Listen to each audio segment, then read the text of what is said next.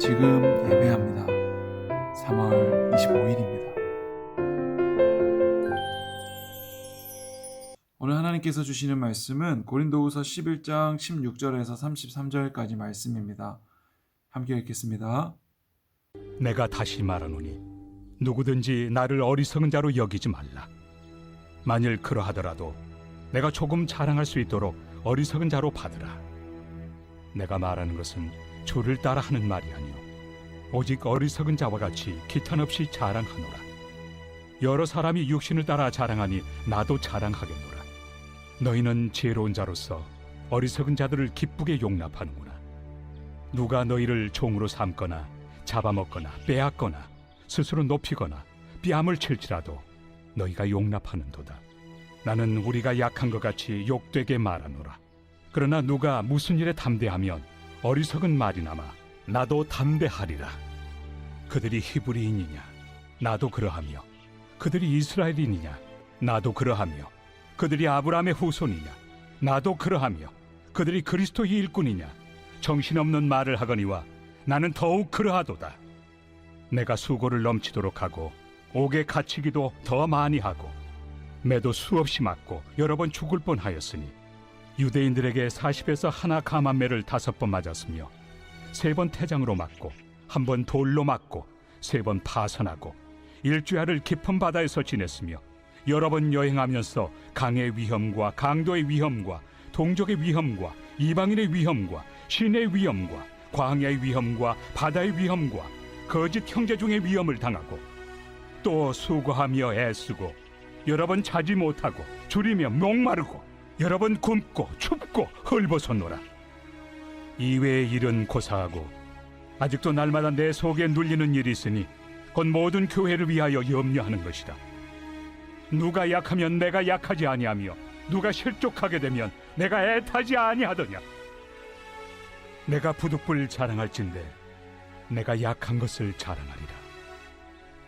주 예수의 아버지 영원히 찬송할 하나님이 내가 거짓말 아니하는 것을 아시느니라.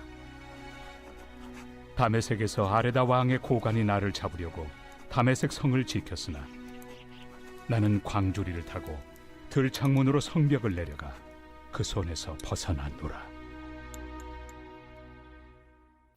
기도하겠습니다. 하나님 아버지, 오늘 하루를 허락하심에 감사합니다.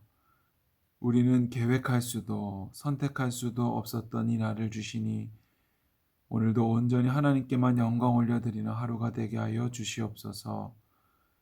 나의 모든 것이 주님의 것입니다. 주님, 나를 다스려 주시고 인도하여 주시고 주님의 사랑 안에 거하게 하여 주옵소서. 예수님의 이름으로 기도드리옵나이다. 아멘.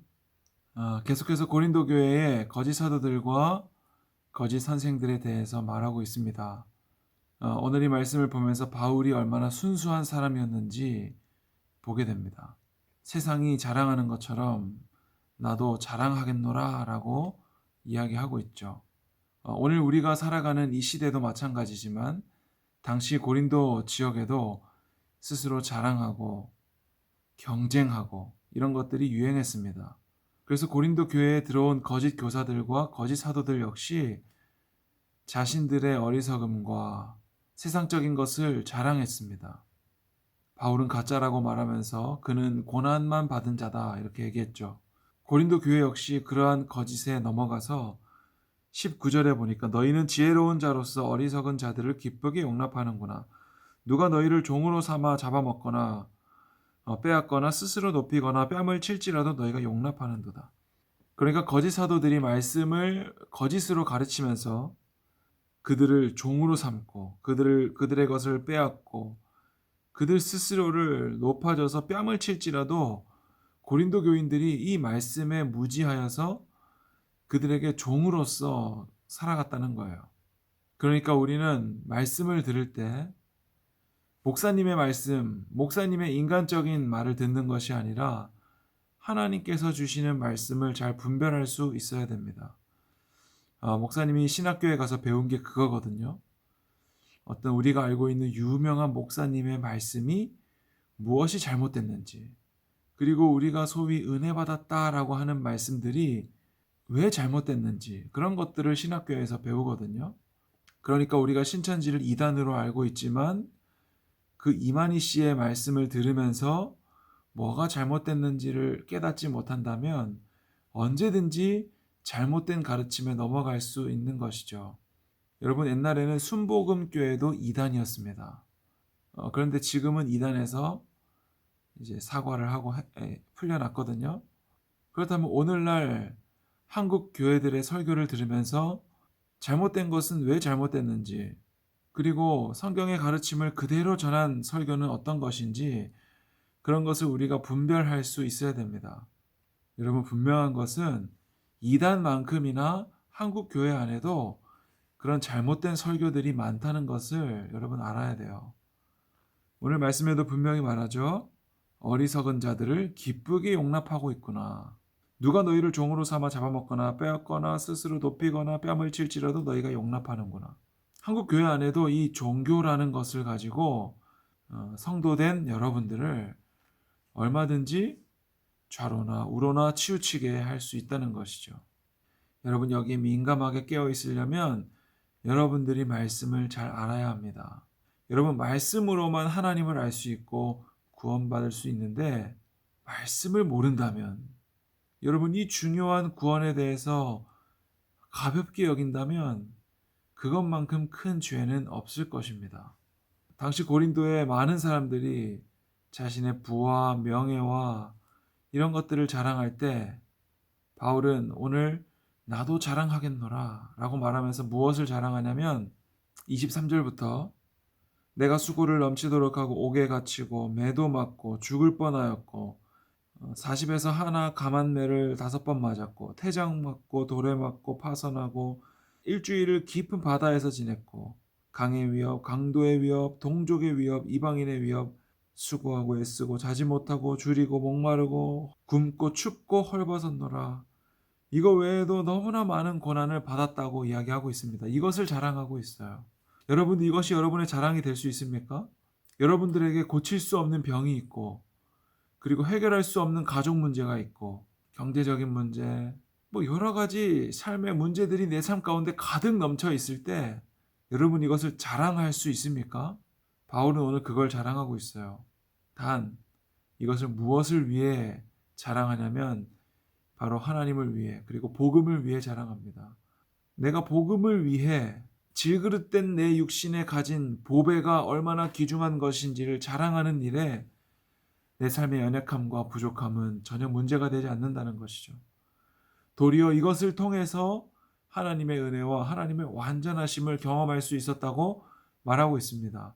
그러니까 우리가 우리의 약함을 자랑할 때 그것은 오직 하나님을 위한 것이어야 됩니다. 나의 약함을 통해 하나님의 온전함이 채워지는 일이 되어야만 합니다. 여러분, 우리는 세상 가운데 무엇을 자랑하고 있습니까? 세상에 많은 사람들이 자신의 높음을 자랑할 때 여러분은 우리의 낮음을 자랑하고 있습니까? 우리가 하나님을 위해 나의 낮음을 자랑할 때 하나님은 우리의 연약함을 높이실 것입니다.